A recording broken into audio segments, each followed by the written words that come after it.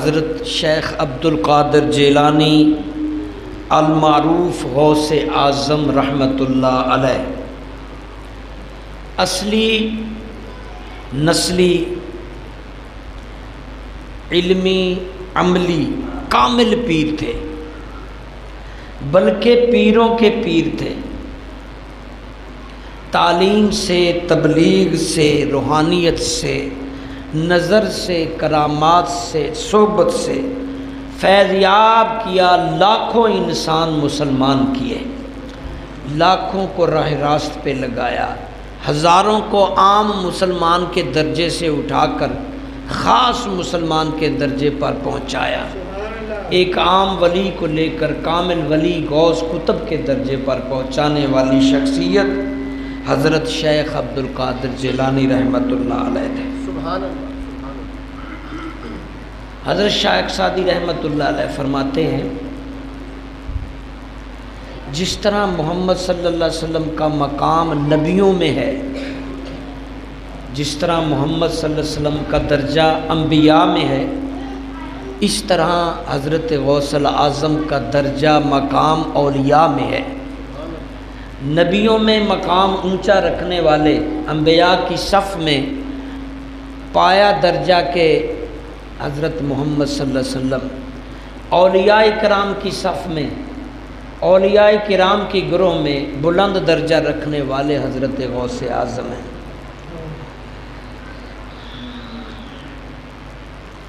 اسی طرح آپ کی کرامات، حضرت غوث پاک کی زندگی میں جو کرامات ہیں، اس سے بڑی میری نظر میں کرامت نہیں ہے جو بندہ علم دین پوری طرح سیکھ لے اور پھر اس پہ عمل کر لے۔ آپ یقین نہیں کریں گے کیونکہ پریکٹیکل میں اسی شعبے سے آیا ہوں گزر کر۔ حفظ کرنے میں 100 بچہ ڈالو تو ایک بچہ حفظ کرتا ہے، 99 بچے بیچ میں چھوڑ جاتے ہیں۔ عالم بنانے میں 100 بچہ داخل کرو، ایک بچہ عالم بنتا ہے۔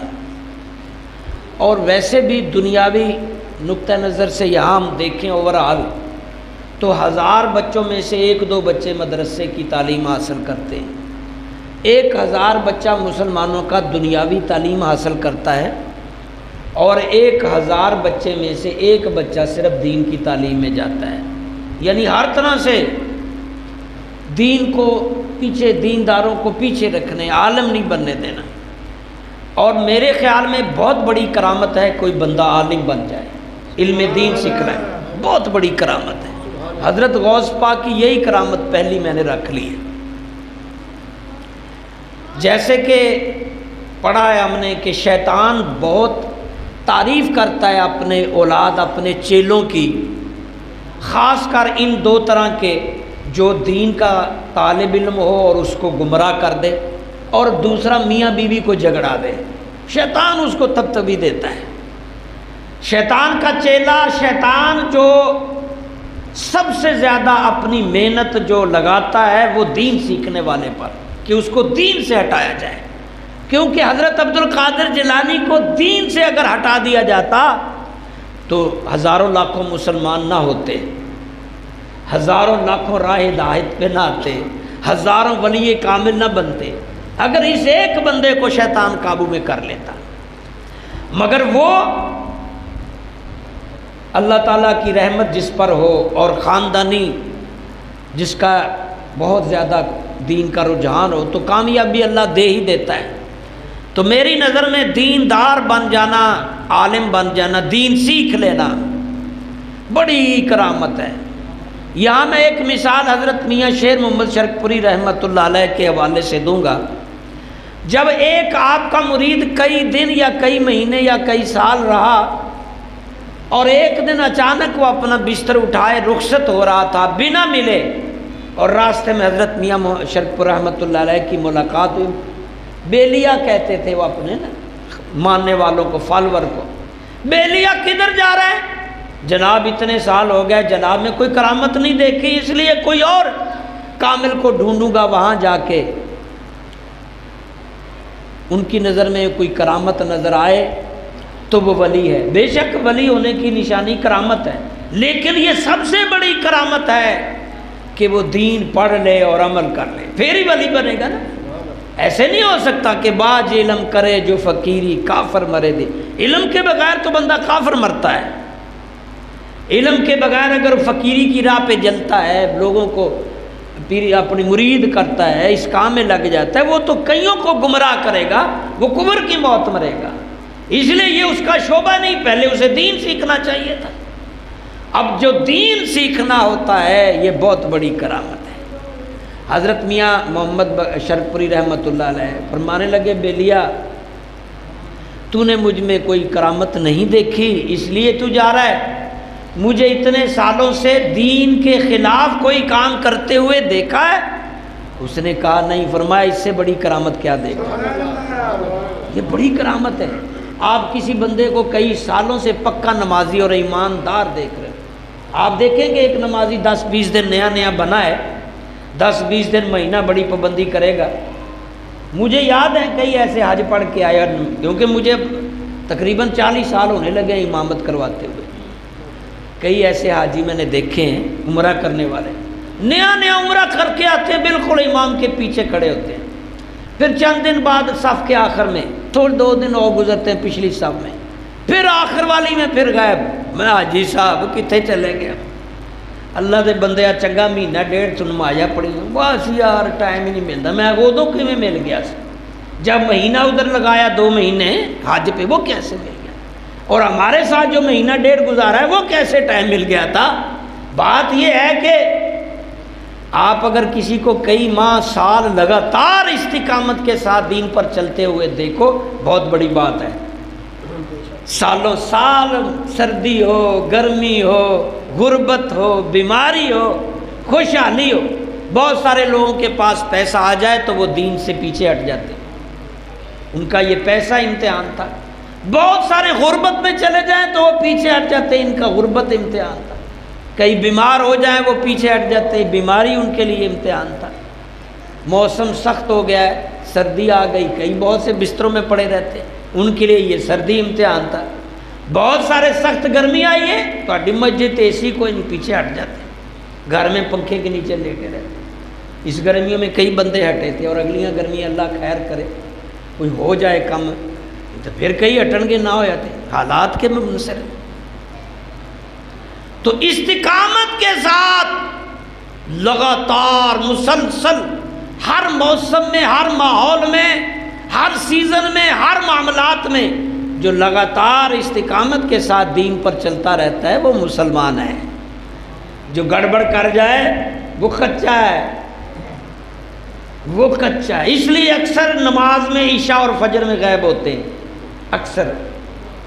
جناب رسول اللہ فرمایا فجر اور عشاء منافقوں کا بھاری ہے۔ فجر اس لیے کہ اٹھنا مشکل ہے، اور عشاء اس لیے مشکل ہو جاتی ہے کہ تھک جاتے ہیں آپ دکان سے، رکشے پہ کام کرتے ہوئے، سارا دن گلی بازاروں میں پھرتے ہوئے، جہاں جو بھی آپ کر رہے ہیں تھک جاتے ہیں۔ اور عشاء کے ٹائم ہی سب سے اچھے ڈرامے لگاتے ہیں ویڈیو والے، سب سے زیادہ اچھے، ادھر مصروف ہو جاتے ہیں، زیادہ ٹک ٹاک اس وقت حرکت میں آتی ہے۔ تو اس لیے فرمایا عشاء اور فجر کن پر بھاری ہے؟ منافقوں پر۔ بندہ جب عشاء اور فجر سے غائب ہونا شروع ہو جائے تو سمجھ لو یہ منافقت کی طرف جا رہا ہے۔ استقامت کے ساتھ دین پر جو چل رہا ہے کئی سالوں سے، مسلسل ہر موسم میں، ہر حال میں اللہ کی بندگی میں لگا ہوا ہے، اس کو ہمارا سلام۔ اس لیے حضرت شرک پوری رحمۃ اللہ علیہ، حافظ شیر محمد شرک پوری رحمۃ اللہ علیہ فرمایا بیلیا میرے کئی سال تو میرے ساتھ رہا ہے، اب تو نے مجھ میں کرامت نہیں دیکھی اس لیے جا رہا ہے، کیا بتا اتنے سال مجھے دین کے خلاف کوئی کام کرتے ہوئے دیکھا ہے؟ کیا اتنے سالوں میں مجھے اللہ رسول کی پابندی سے اتباع کرتے ہوئے دیکھا ہے؟ اس نے کہا جی۔ فرمایا اس سے بڑی کرامت کیا ڈھونڈتا ہے؟ بڑی کرامت ہے یہ، کوئی بندہ مسلسل نمازی لگا پھرے۔ یقین جانو انسان کے ذہن میں شیطان وسوسہ ڈال دیتا ہے کہ یہ کام رہ گیا، وہ ہو گیا، وہ کر لوں، بہت مشکل ہے مسلسل۔ 40 دن جو پہلی صف میں نماز پڑھے بہت مشکل ہے، اس کے بعد پھر لگاتار پڑھتا رہے، بڑا مشکل ہے، بڑا مشکل ہے۔ فرمایا مجھے تو نے، تو حضرت غوث پاک کی میں بات کر رہا تھا۔ جناب غوث پاک کی بہت بڑی کرامت ہے کہ انہوں نے دین مکمل پڑھا اور پھر اس پر عمل کیا۔ کسی نے پوچھا جناب سے، حضرت غوث پاک سے، آپ اس درجے پر کیسے فائز ہوئے ہیں کہ آپ کے الفاظوں میں بھی وزن ہوتا ہے، کرامت ہوتی ہے کہ آپ جس کو جو کہتے ہیں وہ مان لیتا ہے، آپ جس کو تبلیغ کرتے ہیں مسلمان ہو جاتا ہے۔ آپ کی تقریر میں، آپ کی صحبت میں، آپ کی نظر میں اتنی کشش اور کرامت، روحانیت کس طرح پیدا ہوئی؟ تو آپ نے فرمایا 25 سال میں دین پڑھتا رہا اور 25 سال اس کو سمجھتا اور عمل کرتا رہا، 50 سال کی عمر میں جا کر میں اس قابل ہوا ہوں۔ این سعادت بزور بازو نیست۔ کچھ یہ بھی ضروری ہے کہ یہ سعادت زور سے بھی نہیں ملتی، اللہ کی عطا ہے۔ کیسے میں نے کہا کہ وہ اصلی بھی تھے حضرت غوث پاک، اصلی تھے پیر، اصلی پیر، کیونکہ آج کل نقلی بھی بہت آ گئے ہیں، نقلی بہت ہیں، اصلی پیر تھے اور نسلی پیر تھے، خاندان سیدھا رسول اللہ سے جا ملتا تھا، اس لیے نسلی تھے۔ اور علمی پیر تھے، علم سارا پڑھ لیا، جو آسمان سے اترا تھا اسے حفظ بھی کیا، اسے سمجھے بھی، جو رسول اللہ چھوڑ کر گئے اسے حفظ بھی کیا، سمجھے بھی، اور اس پر پریکٹیکل بھی کیا، انٹرنشپ بھی کی۔ 25 سال دین پڑھا اور 25 سال دین پر ریسرچ کرتے رہے، اس کے مطابق ڈھلنے کی جستجو کرتے رہے، تو 50 سال میں جا کے اس قابل ہو گئے کہ جس پہ نگاہ کرم ڈالتے تھے مسلمان ہو جاتے تھے۔ نعرہ تکبیر، اللہ، نعرہ رسالت، نعرہ حیدری۔ میں پڑھ رہا تھا بہجت الاسرار شریف، ایک حدیث کی کتاب ہے بہجت الاسرار، اس حدیث کی کتاب کا درجہ ہے۔ اس میں لکھتے ہیں عبداللہ تمیمی بہت بڑے مذہبی عالم گزرے ہیں اور وزیر اوقاف بھی تھے، یہ حضرت عبد القادر جیلانی کے کلاس فیلو بھی تھے۔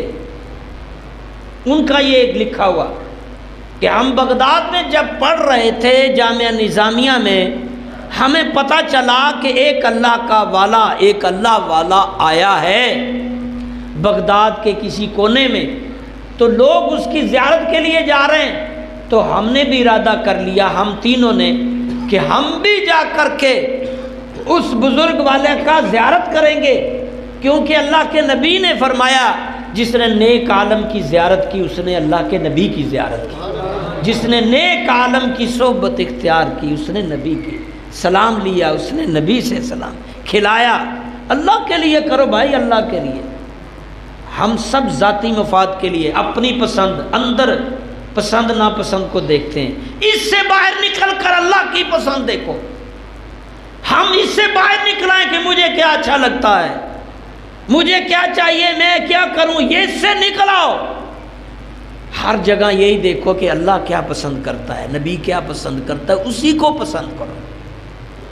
عبداللہ بن تمیمی، ایک دوسرے کلاس فیلو ابن سقا، تیسرے کلاس فیلو حضرت عبد القادر جیلانی المعروف غوث پاک، تینوں چل پڑے اللہ والے کے دیدار کے لیے۔ اب تینوں راستے میں گفتگو کر رہے ہیں، اسٹوڈنٹ، کلاس فیلو۔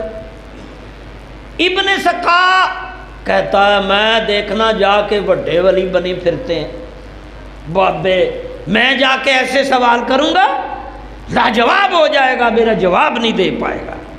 یعنی اسے نیچا دکھانے ہرانے کی نیت سے جا رہا تھا، فیض لینے کی نیت سے۔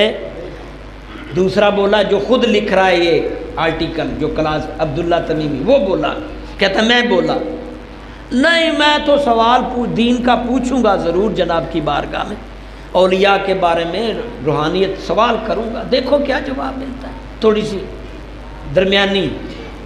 تیسرے بولے جس کا نام عبد القادر جیلانی غوث اعظم، کہنے لگے بھائی میں تو ادب کی نیت سے جا رہا ہوں کہ نیکوں کی صحبت سے خدا ملتا ہے، یک زمانہ صحبت با، ایک زمانہ اولیاء کی صحبت میں بہتر از طاعت 100 سالہ بے ریا۔ 7 سالہ میرے عبادت سے بہتر ایک صحبت۔ اللہ والے ہیں جو اللہ سے ملا دیتے ہیں، لیکن جو آپ کے پاس اکثر اللہ والے آج کل پیدا ہو گئے ہیں، ایوائڈ کیجئے، اسے عمل بھی دیکھیے۔ عمل سے زندگی بنتی ہے عملی طور پر۔ دین پڑھے ہوئے ہو، سب سے پہلے علم پڑھے ہو، جو علم کے بغیر ہوگا بیکار، وہ عالم ہی نہیں ہے، اس کو آپ پیر ماننے جا رہے ہیں۔ عمل بھی نہیں ہے، دونوں ہونا ضروری ہے۔ بارکیف تینوں کلاس فیلو جب اس کمال والے بزرگ کی بارگاہ میں پہنچے، قبل اس کے کہ یہ تینوں 1 بائی 1 سوال کرتے، انہوں نے خود ہی کہا اے ابن سکا، تیرے دل میں یہ سوال تھا جو تو نے مجھ سے کرنا تھا، اور سن، تو اللہ والوں سے لڑائی لیتا ہے، تو نے سنا نہیں من عاد لی ولی فقد اذنت للحرب، یہ اللہ کا کلام ہے، حدیث قدسی، اللہ نے کہا ہے جو میرے ولیوں سے بغض دشمنی رکھتا ہے اللہ اس سے اعلان جنگ کرتا ہے۔ سن، تو کفر کے ساتھ مرے گا، پڑھے گا، بڑا عالم بنے گا، مگر خاتمہ، کیونکہ بے ادبا مقصود نہ حاصل نہ درگاہے، بے ادبا مقصود نہ حاصل نہ درگاہے تو اللہ۔ دوسرے صاحب کو عبداللہ تمیمی سے دیکھا، بزرگ نے کہا سن، دنیا تیری کانوں کی لو تک پہنچی ہوئی دیکھ رہا ہوں، اور تیرا یہ سوال تھا، یہ جواب ہے۔ اور تیسرے عبدالقادر کو کہا آؤ گلے سے لگ جاؤ، آؤ بچے گلے سے لگ جاؤ، تیرے چہرے، تیرے انداز، تیرے ادب میں جھلک رہا ہے کہ تو وقت کا غوث اعظم بنے گا۔ میں دیکھ رہا ہوں وہ منظر جب بغداد کی بہت بڑی جامع مسجد کے منبر پر بیٹھ کر تو ولیوں کو درس دے رہا ہوگا، ولیوں کو ولی کے درجے سے اوپر کتب ابدال بنا رہا ہوگا، ہزاروں تیرے واعظ سے لاکھوں صحیح راستے پر۔ اب وہ لکھنے والا عبداللہ تمیمی کہتا ہے کہ پریکٹیکل پھر میں نے وہ لفظ، وہ وقت دیکھا کہ ابن سقا اتنا بڑا مبلغ بنا، اتنا بڑا سکولر بنا، جیسے آج کل کئی سکولر بن جاتے ہیں، ہاں جی، بہت بڑا نامی گرامی بنا، مناظر تھا، مناظر، یہاں تک کہ بڑے بڑے عیسائیوں اور پادریوں اور بڑے بڑے مناظروں میں وہ فتح یاب ہوتا۔ روم کے بادشاہ نے اپنے پادریوں کو جمع کیا، عیسائی بادشاہ، اور اسے دعوت دی، اور یہ مقابلے میں انہیں ہرا چکا تھا کہ وہ ہرنے کے قریب تھے کہ بالکل سامنے عیسائی رومی بادشاہ کی لڑکی جوان نظر میں آ گئی۔ فوراً سے کہتا ہے بادشاہ اس سے نکاح کرنا ہے، کہا اسلام سے پھرنا ہوگا، مرتد ہونا ہوگا۔ فوراً عیسائیت قبول کر کے اسلام سے مرتد ہو گیا۔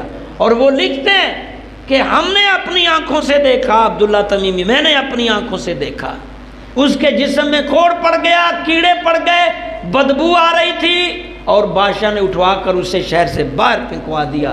لوگ دور دور سے گزرتے ہوئے ناک پہ کپڑا رکھتے تھے، اتنی سمیل تھی، اور کہتے تھے اس نے یا کسی اللہ والے کے ساتھ بے ادبی کی ہے، اس کی سزا بھگت رہا ہے۔